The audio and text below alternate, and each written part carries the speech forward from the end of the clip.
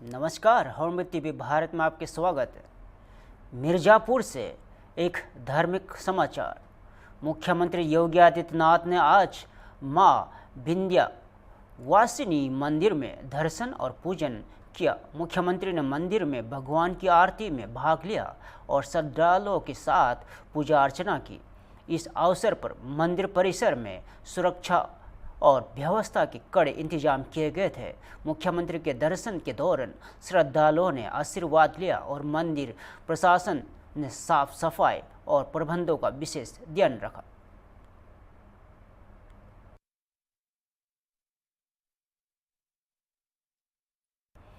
लखनऊ से बड़ी खबर है।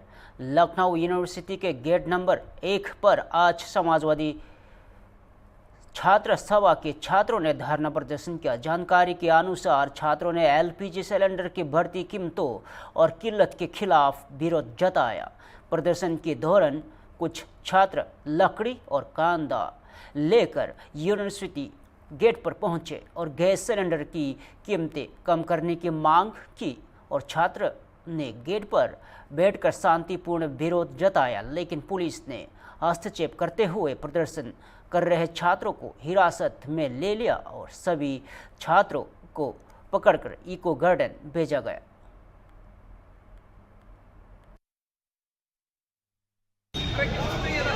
अच्छा, ये गैस वाला लेकर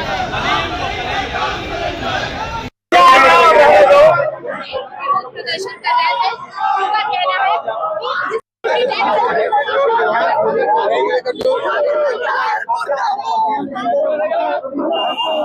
गाड़ी में भरने काम कर रही है।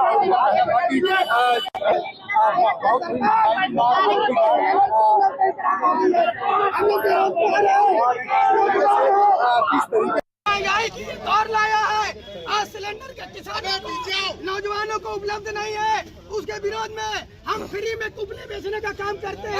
हम ये आइडिया भी हटा दो भाई। कोई भी लोग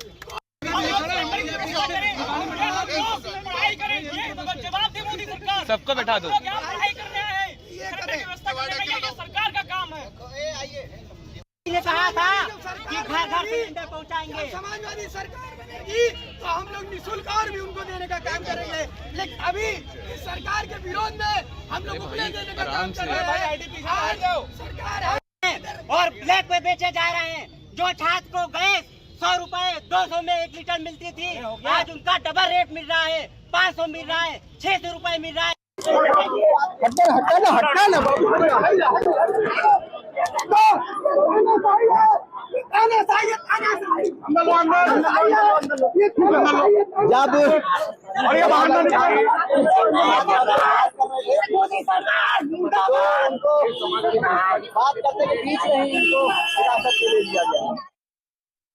लखनऊ से बड़ी खबर है।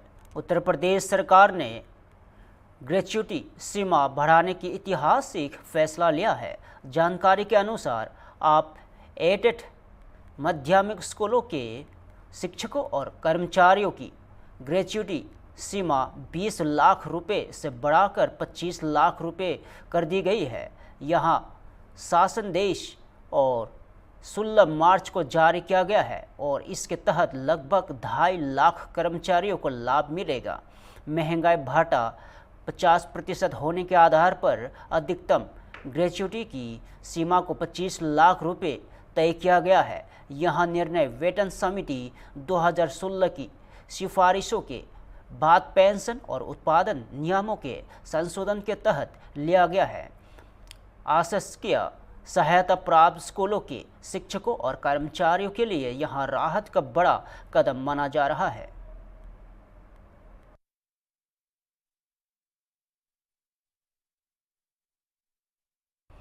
लखनऊ के लोहिया हॉस्पिटल में आज एक बड़ा हंगामा देखने को मिला।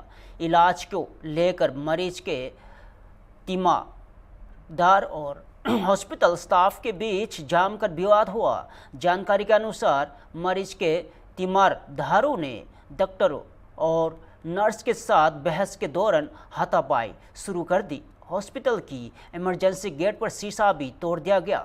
हंगामे के कारण हॉस्पिटल में अफरा तफरी का माहौल बन गया। सूचना पाकर स्थानीय पुलिस घटनास्थल पर पहुंची और बहाल कर रहे लोगों को हिरासत में लेकर शांतिपूर्ण माहौल बहाल किया और यह मामला भी भूती खंड थाना क्षेत्र का बताया जा रहा है।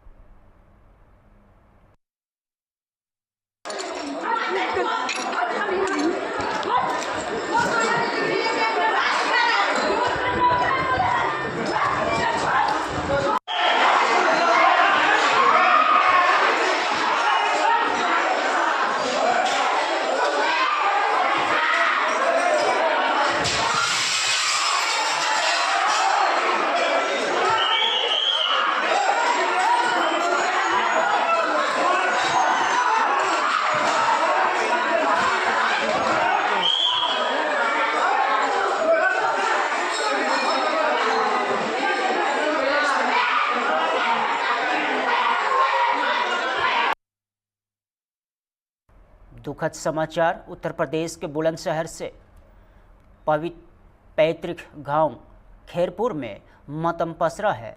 खबर है कि जम्मू कश्मीर के पुंछ जिले में तैनात नायक तिलक सिंह का हृदयघात से निधन हो गया है। नायक तिलक सिंह 12 साल 3 महीने से चार्ट रेजिमेंट में सेवा दे रहे थे और अपने उत्कृष्ट कार्य के लिए कई बार गोल्ड मेडल से सम्मानित हो चुके थे।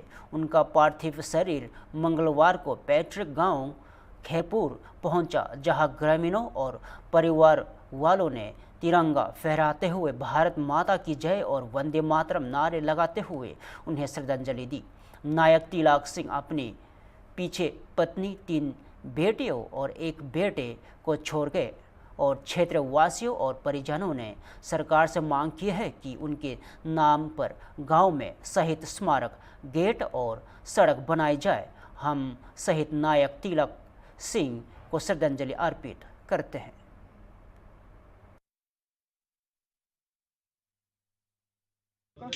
पंचम सिंह, कहाँ के रहने वाले हैं? खैरपुर। अच्छा, ये जो शहीद हुए हैं ये आपको कौन लगते हैं? मेरे छोटे भाई का बेटा है। अच्छा, कितने दिन से देश की सेवा कर रहे थे? ये 18 दिसंबर 2013 को 18 दिसंबर 2013। अच्छा, परिवार के सबसे बड़े थे ये? अकेला ही बेटा है उनका। अच्छा, इन पर कितने बेटे हैं, कितनी बेटियां हैं? 1 बेटा है, 3 बेटी हैं। तो सरकार की तरफ से जैसे गांव के लोगों ने किसी तरह की कोई शहीद स्मारक के रूप में या गेट बनाने के रूप में कोई लोगों ने मांग? नहीं, वो तो कही तो है उन लोगों से, अब मालूम पड़े क्या करें, क्या मदद करें, क्या नहीं करें, बताइए। क्या चाहते हैं आप? नहीं, और कुछ नहीं, केवल इसकी याद में हम एक गेट चाहते हैं और इसका शहीद स्मारक चाहते हैं और ये रोड यहाँ तक स्मारक। उत्तर प्रदेश से बड़ी राजनीतिक खबर। उत्तर प्रदेश कांग्रेस अध्यक्ष अजय राय ने 5 राज्यों के चुनाव और सरकार की नीतियों को लेकर तीखा बयान दिया है। अजय राय ने कहा है कि बसपा 5 राज्यों में चुनाव हार रही है। उन्होंने सरकार पर आरोप लगाया है कि गैस की किल्लत से जनता परेशान है और जिम्मेदारों के पास कोई जवाब नहीं है। अजय राय ने आगे कहा कि सरकार में बैठे लोग अपनी जिम्मेदारी नहीं समझ रहे हैं। वही आरएसएस बैंड के मामले पर भी उन्होंने तीखी प्रतिक्रिया दी और राजनीतिक हलकों में आज अजय राय के इस बयान को लेकर अब बहस तेज हो गई है।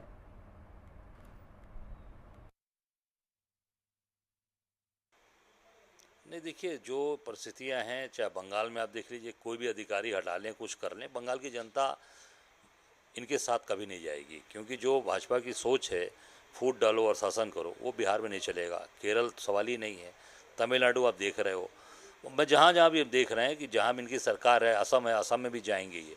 और जिस तरीके की आज आम आदमी परेशान है, महंगाई, बेरोजगारी, भ्रष्टाचार और गैस के लिए लोग लाइन में लगे हुए हैं और सरकार कह रही है नहीं कोई दिक्कत नहीं है, झूठ बोल रहे हैं। ये सारी चीज़ें हैं जिसके पूरी तरीके से भारतीय जनता पार्टी का इस बार सफाया हो जाएगा। अब आप पूछ लीजिए, बैठे हैं सब लोग घर के अंदर, क्या स्थितियां हैं, किसी व्यक्ति से आप पूछ सकते हैं, अपने घर में पूछ लीजिए, देख लीजिए, पूरी आम आदमी परेशान है। 2-2, 3-3 लोग तो गैस की लाइन में लगे रहे और वहीं गिरकर मर गए। और मैं जहाँ तक मेरी जानकारी, ब्लैक मार्केटिंग हो रही है, ₹1000 का 1500 का सिलेंडर 3-3 हज़ार 4-4 हज़ार में बिक रहा है। तो पूरी तरीके से बहुत ही दिक्कत है और सरकार झूठ बोल रही है, जैसे कोरोना काल में झूठ बोला कि कोई दिक्कत नहीं है, ऑक्सीजन के बगैर लोग मर गए, दवा के बगैर मर गए, इलाज के बगैर मर गए। वही हाल बुरी तरीके से इस समय भी गैस की बहुत ही किल्लत है, बहुत दिक्कत है। निश्चित तौर से पूरे दुनिया के अंदर आरएसएस को प्रतिबंध करना चाहिए, क्योंकि ये संघ जो है ये लोगों को बांटता है और लोगों को आपसी भाईचारा खराब करता है। देश में ईंधन आपूर्ति को लेकर बड़ी अपडेट सामने आई है।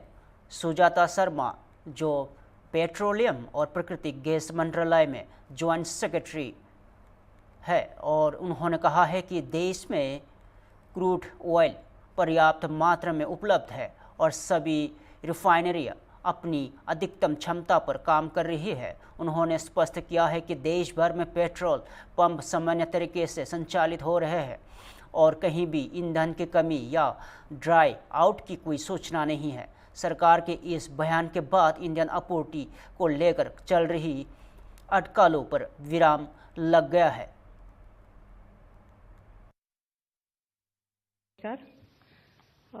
सबसे पहले क्रूड, पर्याप्त मात्रा में क्रूड अवेलेबल है।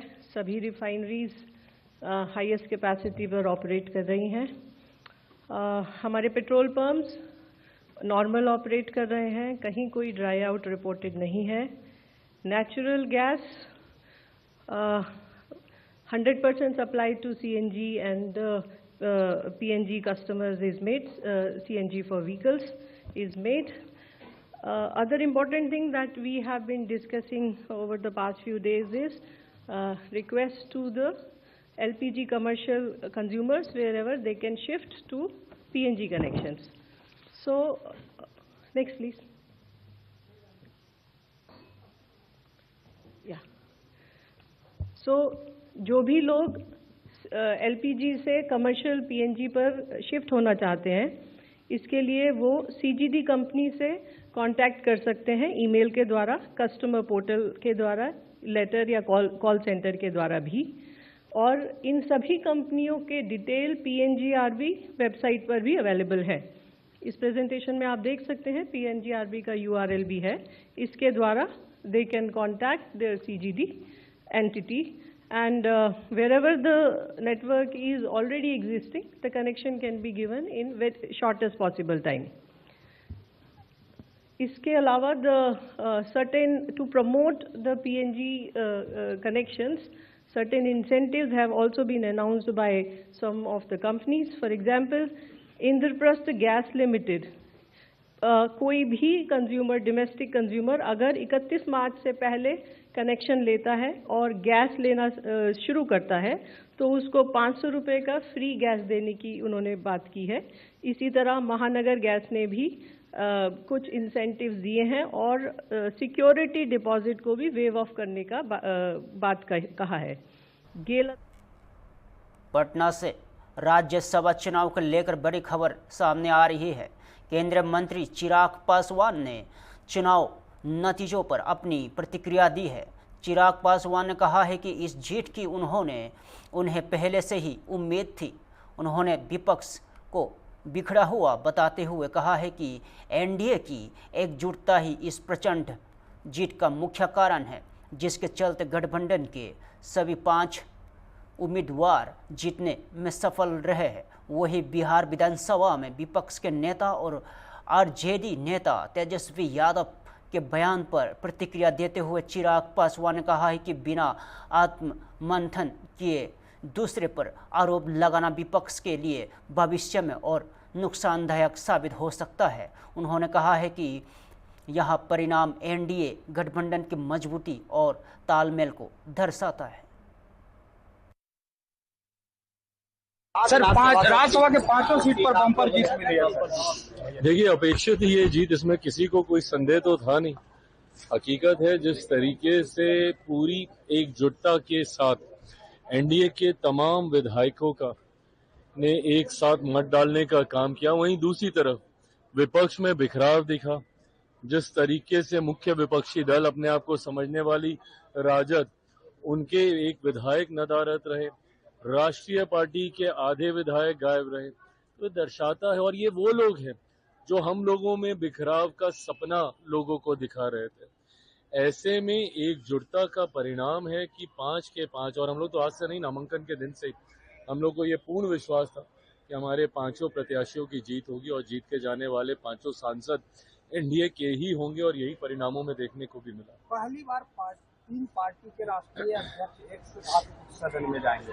हाँ, ये अच्छी बात है, सही बोल रहे हैं। गठबंधन में से 3 साथियों के, भले वो भारतीय जनता पार्टी के राष्ट्रीय अध्यक्ष और जनता दल यूनाइटेड के हों या उपेंद्र जी स्वयं हो, तो ऐसे में ये भी मैं मानता हूं कि कहीं ना कहीं एक इतिहास ही होगा कि बिहार से एक साथ 3 ऐसे सांसद जो अपनी अपनी पार्टी के राष्ट्रीय अध्यक्ष हैं।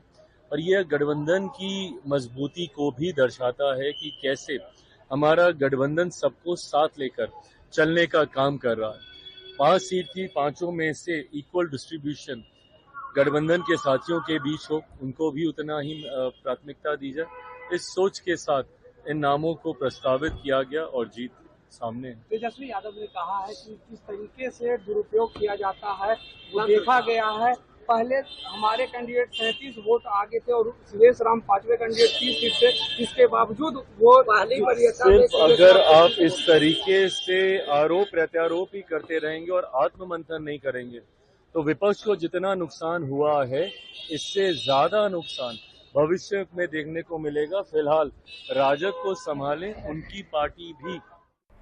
पटना से इस वक्त की बड़ी खबर। भारतीय जनता पार्टी के राज्यसभा उम्मीदवार और पार्टी के राष्ट्रीय अध्यक्ष नितिन नवीन ने एनडीए की जीत पर प्रतिक्रिया दी है। नितिन नवीन ने कहा है कि एनडीए के नेतृत्व और प्रधानमंत्री नरेंद्र मोदी के मार्गदर्शन में गठबंधन को प्रचंड जीत मिली है। उन्होंने सभी सहयोगी दलों को बधाई देते हुए कहा है कि 5 दलों ने पूरी एकजुटता के साथ काम किया। उन्होंने आगे कहा है कि बिहार की जनता को जो अपेक्षाएं हैं उन पर खरा उतरना उनकी प्राथमिकता होगी और राज्य के विकास के लिए सभी मिलकर काम करेंगे। नितिन नवीन ने भरोसा जताया कि एनडीए सरकार बिहार के समग्र विकास के लिए प्रतिबद्ध है और जनता के विश्वास को कायम रखेगी।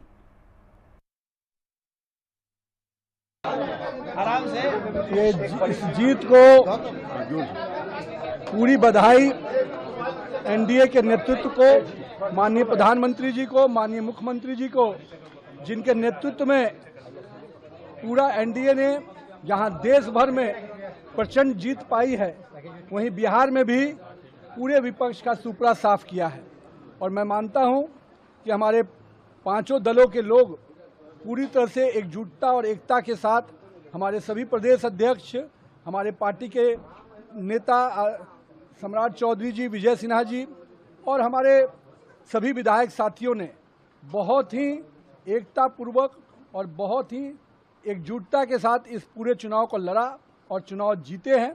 और मैं इसके लिए तहे दिल से सभी अपने साथियों को और बिहार की जनता को धन्यवाद देता हूं। जो हम लोग की बिहार की जनता की जो अपेक्षा हम लोग से रही है, हम निश्चित रूप से बिहार के विकास में अपना पूरा सहयोग करेंगे।